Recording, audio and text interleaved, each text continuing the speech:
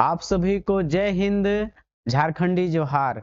साथियों, स्वागत है एक बार फिर जेटेट की एक क्लास में। साथियों, जैसा कि पता है कि जेटेट का एग्जाम मार्च में फाइनल है साथियों, और 9-10 वर्ष बाद जेटेट की एग्जाम हो रही है साथियों। तो याद रखिएगा, इस बार चूक गए साथियों तो याद रखिए कि फिर जीवन में आप टीचर नहीं बन पाइएगा। क्यों? क्योंकि झारखंड में सिस्टम है 10 साल 15 साल में जेटेट का एग्जाम होता है, तो वैकेंसी में तो बैठ ही नहीं सकते आप हैं ना। आप नौकरी बच पाएगा पारा टीचरों के लिए, क्योंकि उनको जेटेट पास करना जरूरी है, जिनका 5 साल से ज्यादा बचा है। तो जेटेट का क्लास हम साथियों लाए हुए हैं। सिलेबस से हम बता रहे हैं प्यारे साथियों, पर्यावरण अध्ययन ईवीएस का क्लास है। पर्यावरण अध्ययन में चैप्टर 2 देखिएगा, सिलेबस पर्यावरण अध्ययन का। वहां पे हम सिलेबस बता दिए, वहां सिलेबस से सेकंड चैप्टर है। कौन सा चैप्टर है? सेकंड चैप्टर का है भोजन या भोजन के स्रोत, पौधे एवं जंतुओं से प्राप्त भोजन, भोजन पकाना, ये सब चीजों के बारे में साथियों आपको हम इसमें बताने वाले हैं इस चैप्टर में। साथियों देखिए, आज हम लोग आगे बहुत सारे चीजों को हम बात जाने हैं पहले, और आज हम इसी में पौधे भोजन के बारे में ही आज देखने वाले हैं। खनिज लवण, मिनरल्स, मिनरल्स एवं साल्ट ना। साथियों अंतिम तक बने रहते हैं तो आपको इससे जो भी प्रश्न आएगा वो बन जाएगा। साथियों, जेटेट के क्लास निःशुल्क करने के लिए मेरे चैनल को लाइक सब्सक्राइब जरूर कर लीजिएगा। देखिए, खनिज के प्रकार में देख रहे हैं। पहले खनिज लवण में खनिज के प्रकार में कौन सा खनिज देखें तो लौ खनिज, आयरन से जो हमारे भोजन में जिससे मिलता है, आयरन जिससे हमको जो खाने पर मिलता है, उस चीजों को देखेंगे पहले। जैसे यह शरीर के लिए अत्यंत आवश्यक खनिज है। जो लौह खनिज है, आयरन जो मिलता है, वो हमारे लिए अत्यंत आवश्यक खनिज है साथियों, बहुत महत्वपूर्ण है। आयरन जो है ब्लड के लिए बहुत इंपॉर्टेंट है। आयरन जो है बहुत इंपॉर्टेंट है। यह खनिज शरीर में बहुत कम मात्रा में ही पाया जाता है। देखिए, बहुत कम मात्रा में ही पाया जाएगा आयरन, लेकिन हमारे लिए बहुत ही महत्वपूर्ण है साथियों। क्योंकि आप जानते हैं, हम भोजन में संतुलित आहार करते हैं, संतुलित आहार लेते हैं, तो उसमें हमको क्या क्या चाहिए? कार्बोहाइड्रेट, प्रोटीन, वसा, विटामिन, उसके साथ खनिज लवण। और खनिज लवण में ही आपका देख रहे हैं ना, तो बहुत कम मात्रा में पाया जाता है, लेकिन फिर भी बहुत अत्यंत महत्वपूर्ण है लौह खनिज। फिर भी यह हमारे शरीर के लिए अत्यंत क्या है? महत्वपूर्ण है। अब देख रहे हैं लौह खनिज का स्रोत कहाँ मिलेगा, क्या खाएंगे कि हमें को शरीर में वो मिल जाएगा, उसको सेवन करना चाहिए। तो स्रोत यानी कि सोर्स कहाँ मिलेगा? ये लोहा आयरन कहाँ कहाँ मिलेगा हमको? आयरन क्या खाएंगे कि हमारे बॉडी को आयरन प्राप्त हो जाएगा प्यारे साथियों? तो पालक बहुत बढ़िया साधन है। पालक जो हर घर में मिल सकता आपको है। पालक, टमाटर, फलों में सेब तथा अंडे की जर्दी, यकृत, मांस में प्रचुर मात्रा में पाया जाता है साथियों। तो आपको ये आप सबसे बढ़िया आयरन का स्रोत पालक देख सकते हैं, सेब देख सकते हैं, जो आपको मिल सकता है ना, और टमाटर। फिर देखिएगा, इसमें आगे देख रहे हैं कि इसको खनिज आयरन का कार्य क्या है। आयरन जो है इसका कार्य क्या है प्यारे साथियों? तो देखिए, प्रोटीन का सहयोग करना, प्रोटीन को सहयोग करता है। देखिएगा, लोहा आयरन जो है, लोहा जो आयरन है, आरबीसी यानी कि लाल रक्त कणिका, आरबीसी मतलब रेड का ब्लड कार्पल्स ना, लाल हमारे ब्लड में और खून में आरबीसी पाया जाता है। आरबीसी में पाए जाने वाले हीमोग्लोबिन का निर्माण करने में प्रोटीन के साथ सहयोग करता है। क्या करता है? आरबीसी में पाया जाने वाला हीमोग्लोबिन जो है, हीमोग्लोबिन के निर्माण करने में प्रोटीन का सहयोग करता है। देखिए, हीमोग्लोबिन के निर्माण में करने में प्रोटीन का सहयोग कौन करता है? तो आयरन करता है। कौन सहयोग करता है साथियों? आयरन सहयोग करता है। किसको? हीमोग्लोबिन के निर्माण करने समय ना, याद रखिएगा। फिर क्या है आयरन का काम? प्रतिरक्षी कोशिकाओं का निर्माण करना। प्रतिरक्षी माने क्या? जो हमारे शरीर पर आक्रमण करता है, कोई रोग या कोई डिजीज आने वाला है, तो उस पर उसको प्रतिरक्षी अपने आप को मजबूत कौन बना देगा शरीर को उससे लड़ने के लिए, तो आपका आयरन जो है लड़ने की क्षमता डेवलप करता है आपके शरीर के अंदर है। फिर है ऑक्सीजन को कोशिकाओं तक पहुंचाना। देखिए आयरन का कितना महत्वपूर्ण काम है, ऑक्सीजन को कहां पहुंचा देगा, कोशिकाओं तक। देखिए कोशिका तक ऑक्सीजन नहीं पहुंचता है तो प्रोटीन का अच्छी तरीका से ऑक्सीकरण नहीं हो पाएगा, जो आपको शरीर को जितना लाभ मिलना चाहिए वो लाभ नहीं मिल पाता है। तो आयरन का देख रहे हैं काम कितना महत्वपूर्ण है, ऑक्सीजन को भी पहुंचाता है, जो हमारा ब्लड के माध्यम में जो ऑक्सीजन है कोशिका तक पहुंच जाता है, कोशिका तक पहुंच जाएगा तो प्रोटीन का भी बढ़िया से ऑक्सीकरण होता है। अब खनिज लवण में, खनिज में एक देख रहे हैं, खनिज में देख लिए आयरन लोहा देख लिए, अब खनिज में हम देख रहे हैं कैल्शियम के बारे में। किसके बारे में, कैल्शियम बहुत इंपॉर्टेंट है। कैल्शियम आपके दांतों के लिए, किसके लिए, दांतों हड्डियों के लिए बहुत ही महत्वपूर्ण है साथियों। साथ ही ब्लड क्लोटिंग के लिए, ब्लड क्लोटिंग, ब्लड क्लोटिंग क्या होता है, ब्लड क्लोटिंग, ब्लड क्लोटिंग में रक्त, ब्लड के रक्त का जो है कभी कट जाएगा तो उसको थक्का जमाने में, यानी कि ब्लड को बहने नहीं देगा फिर ना। तो कैल्शियम का महत्वपूर्ण काम जो हम इसमें पढ़ेंगे तो है ये है साथियों, हमारे जेटेड के सभी प्रिय साथी लोग।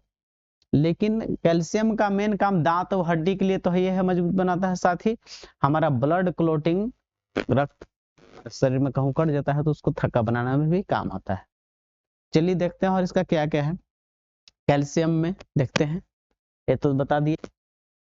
अस्थियों यानी हड्डियों के निर्माण में कैल्शियम बहुत महत्वपूर्ण है। देखिए जो न व्यक्ति को हड्डी टूट जाता है, मतलब किसी पर फ्रैक्चर या टूट जाता है, उसको कैल्शियम की दवा दी जाती है। क्यों, क्योंकि उसको निर्माण करने में सहयोग करता है। अब आगे देखते हैं कैल्शियम के बारे में ही, कैल्शियम के स्रोत के बारे में देखने वाले हैं साथियों। कैल्शियम स्रोत यानी कैल्शियम क्या खाएंगे तो हमारे शरीर में पहुंच जाएगा ना। देखिए तो दूध, मक्खन और घी, दूध मक्खन घी यानी उसी का आसपास का इलाका ही सब है, दूध है, दूध से ही मक्खन तैयार होता है, दूध से घी। तो आपको दूध या दूध के उत्पाद में आपको लीजिएगा, खाइएगा तो आपको मिल जाएगा कैल्शियम। फिर है हरी पत्तेदार सब्जियों में, हरी पत्तेदार सब्जी ले रहे हैं उसमें कौन, हरा में पत्त गोभी को ले लिए या सलजम जिसको बीट बोलते हैं, हरी सरसों का साग खा लीजिए, और फूल गोभी में कैल्शियम पाया जाता है। देख लिए ना, दूध नहीं ले पाइएगा तो हरे पत्तेदार सब्जी लीजिए, फूल गोभी, पत्त गोभी, सलजम जो है हरा सरसों तो मिल जाएगा। फिर है अंडे की जर्दी में भी मिलेगा। फिर सूखे मेवों में बात करें कैल्शियम मिलेगा तो बादाम में, नारियल की गिरी में।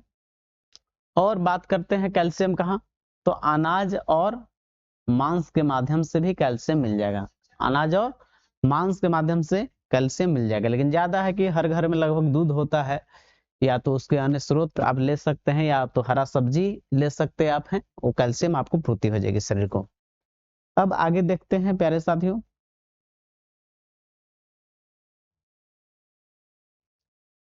कैल्शियम की उपयोगिता देखने वाले हैं इसमें साथियों। कैल्शियम की क्या देखेंगे, उपयोगिता, कैल्शियम की क्या देखेंगे, उपयोगिता ना।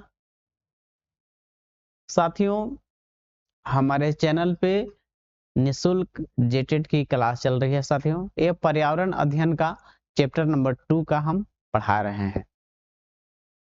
हमारे चैनल से आप जुड़ते हैं तो आप निशुल्क में जेटेड की तैयारी हो जाएगा और पास भी अच्छे नंबर से कीजिएगा।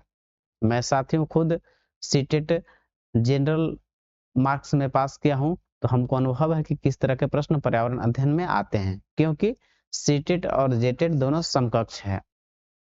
तो मेरा वीडियो आपके पास सबसे पहले पहुंचे तो लाइक सब्सक्राइब कर लीजिएगा।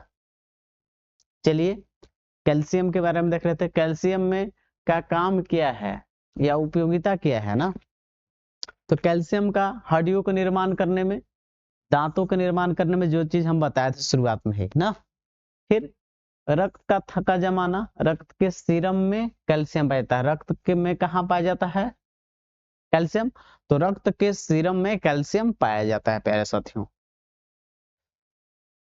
अब देखने वाले हैं आयोडीन के बारे में। आयोडीन नमक खाने के लिए सलाह दी जाती है। आयोडीन नमक खाने की सलाह प्यारे साथियों आप सबको दी जाती है। आयोडीन क्या है? यह शरीर के लिए अत्यंत आवश्यक खनिज लवण है। आयोडीन क्या है? यह शरीर के लिए अत्यंत आवश्यक खनिज लवण है। कहाँ मिलेगा ये? क्या खाएं कि आयोडीन मिलेगा? तो समुद्री मछली में मिलेगा, समुद्री घास, प्याज में सर्वाधिक मात्रा में ना, ये सब मिलता है आपको आयोडीन में जाता है। आजकल आयोडाइज्ड नमक, आयोडीन युक्त नमक खाने से भी आयोडीन प्राप्त की जा रही है। आजकल आयोडीन नमक खा के भी आप आयोडीन मिल जाएगा आपको ना, बहुत बढ़िया है। आगे देखते हैं।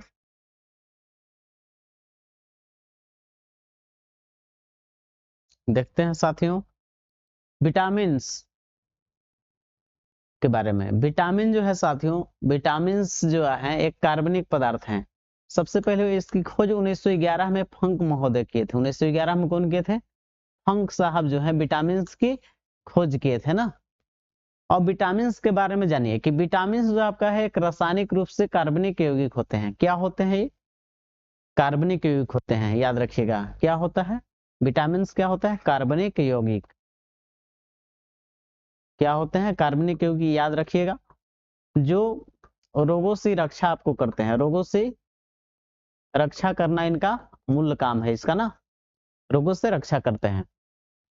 यह भोज्य पदार्थों में अल्प मात्रा में पाया जाता है। जो भोजन करते हैं उसमें अल्प मात्रा में पाए जाते हैं। जैसे विटामिन को दो भाग में बांटते हम लोग हैं।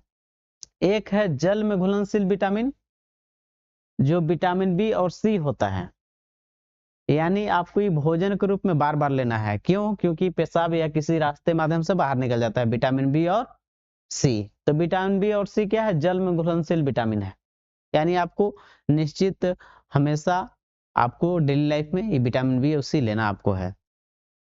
वसा में घुलनशील विटामिन कौन कौन है? तो विटामिन ए, डी, ई और के, सभी विटामिन अपने आप में बहुत महत्वपूर्ण है प्यारे साथियों।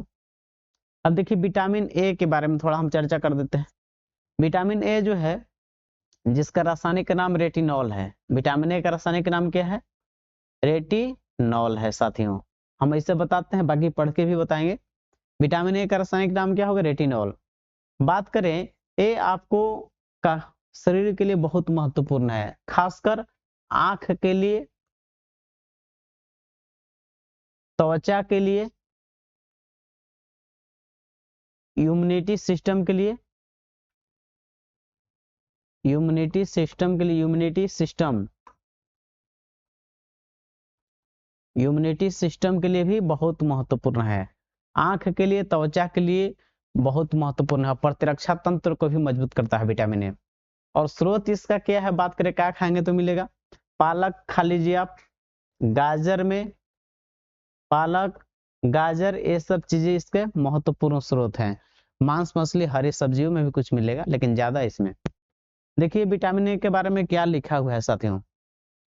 विटामिन ए के बारे में, प्रतिरक्षा तंत्र, इम्यूनिटी सिस्टम के लिए महत्वपूर्ण है और शरीर की वृद्धि को प्रभावित करता है। शरीर के ग्रोथ को भी क्या करता है? प्रभावित करता है विटामिन ए। आंखों की रोशनी के लिए भी महत्वपूर्ण है विटामिन ए, अभी बताया। विटामिन ए के बारे में है यहाँ फिर, क्या खाएंगे तो मिलेगा। क्या स्रोत है विटामिन ए का? पालक में, गाजर में, दूध में, मक्खन में, अंडे, मछलियों के तेल, शकरकंद। साथियों ये सभी विटामिन ए के स्रोत हैं। और भी आगे चीजें देखेंगे, समझने का प्रयास कीजिएगा आप लोग।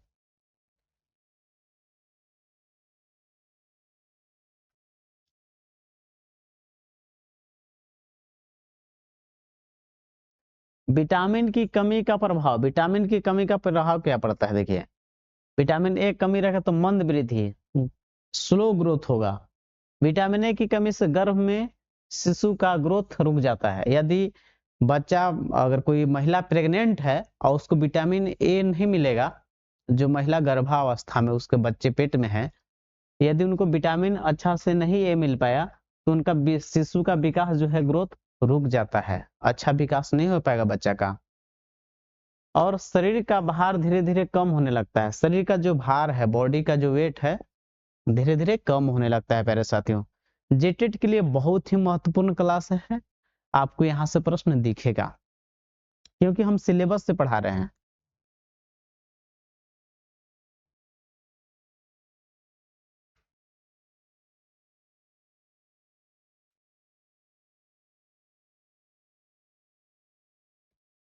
फिर है डर्मेटोसिस। क्या है समझिएगा, डर्मेटोसिस।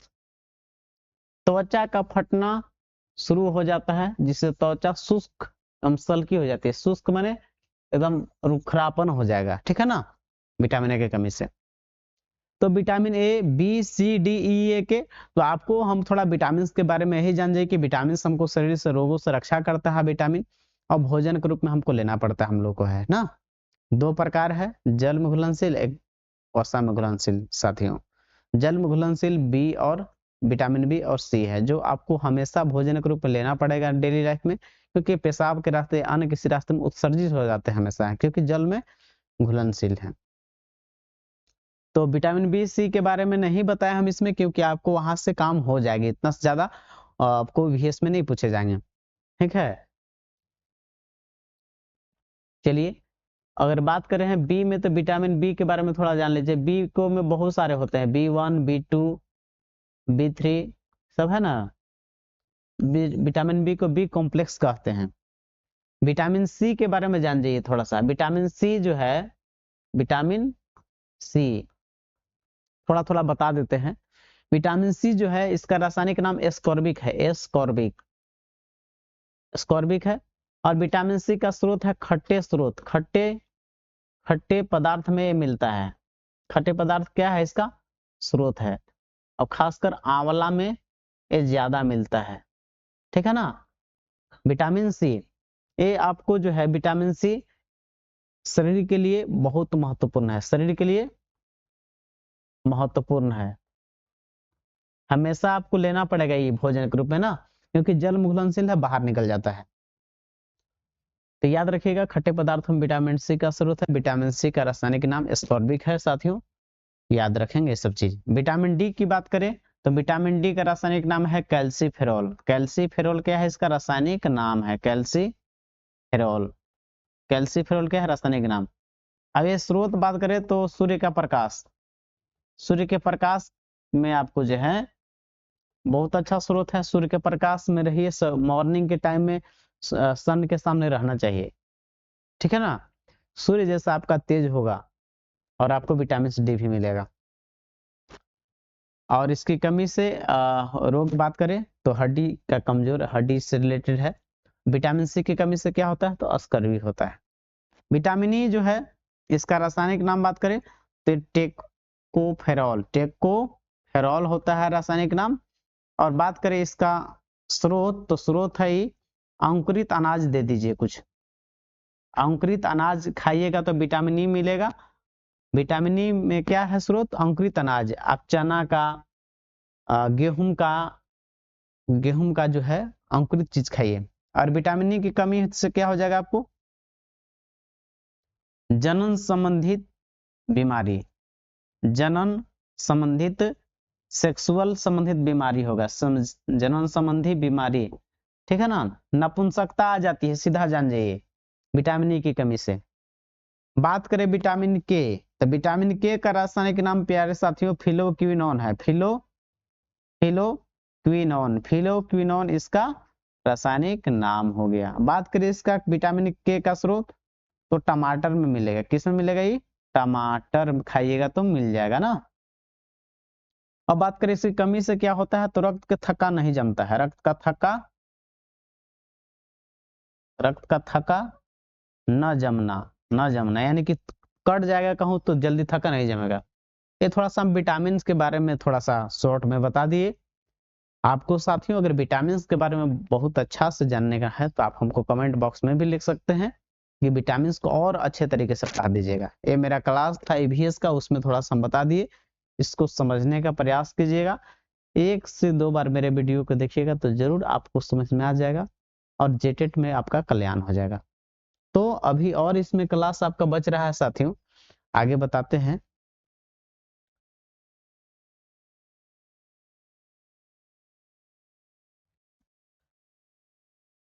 दाल के बारे में जानते अब हैं। किसके बारे में? दाल के बारे में।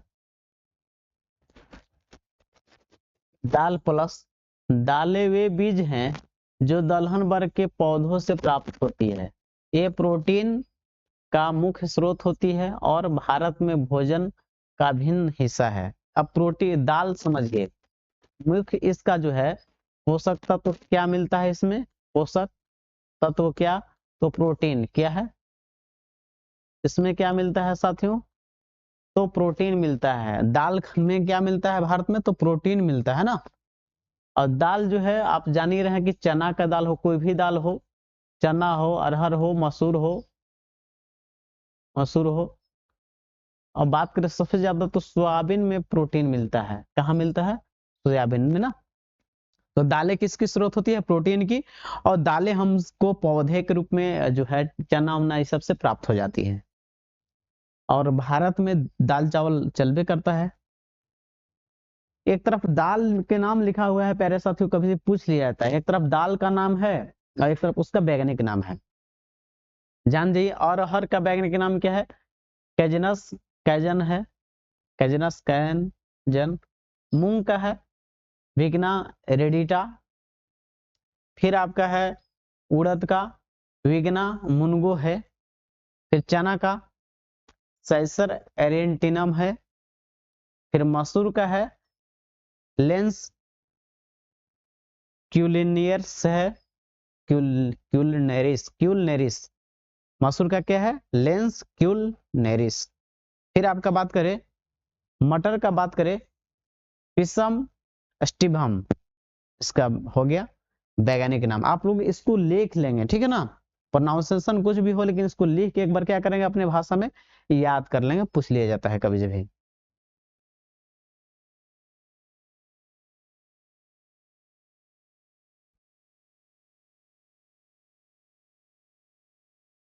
इसमें है और देखिए दालों का पोषणात्मक महत्व। पोषणात्मक महत्व क्या है दालों का?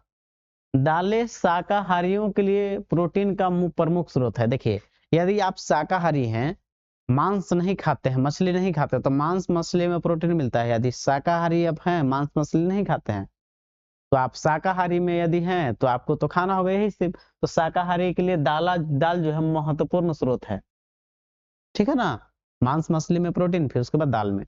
इनमें फाइबर, आयरन, विटामिन बी और मिनरल्स पाए जाते हैं दालों में, याद रखिएगा। दालों में कार्बोहाइड्रेट की मात्रा कम होती है और यह पचने में आसान होती है। दाल में प्रोटीन कम होता है इसलिए आप पचने में आसान होती है।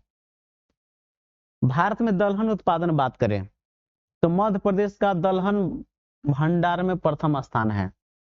दलहन उत्पादन कहाँ होता है पूछा जाए तो भारत भर में सबसे ज्यादा दलहन का भंडार किसको कहेंगे? मध्य प्रदेश को, ठीक है ना। दलहन का भंडार है। महाराष्ट्र में सेकेंड हो गया, उत्तर प्रदेश में, राजस्थान में और कर्नाटक में, ये सब दालहन उत्पादन में प्रमुख अग्रणी राज्य हैं। कुछ प्रमुख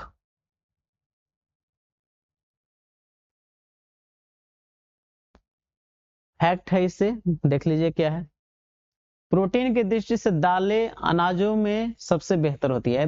आप देखा जाए प्रोटीन जो है अनाज में सबसे कोई बेहतर आपको अगर सिलेक्ट करना है, कोई अनाज के रूप में अगर सेवन करना है तो दाल में, अनाज में सबसे श्रेष्ठ है कि दाल से प्रोटीन मिल जाएगा आपको। और हर दाल को तुअर दाल भी कहा जाता है ना। उड़द एवं मूंग को खरीफ फसल माना जाता है। उड़द एवं मूंग को क्या कहते हैं? खरीफ फसल। चना भारत में सर्वाधिक उत्पादित दाल है। पूछे कि भारत में सबसे ज्यादा उत्पादन होने वाला कौन दाल है? तो चना का दाल है। सभी दालें लेग्यूमिनेसी कुल की होती है, याद रखिएगा। सभी दाल जो होती है किस कुल की होती है? लेग्यूमिनेसी कुल की होती है दालें ना। अब तेल के बारे में जाना, ऑयल के बारे में ना। पौधे के बीज, फूलों या नट्स से प्राप्त वसा युक्त पदार्थ को वनस्पति तेल कहा जाता है। यह ज्यादातर औषधीय सौंदर्य औद्योगिक उपयोग में लाया जाता है ना, याद रखिएगा। तेल जो है ज्यादातर औषधि के रूप में, सौंदर्य के रूप में, औद्योगिक तेल के रूप में। तो आपको तेल के बारे में हम अगले क्लास में बताएंगे साथियों।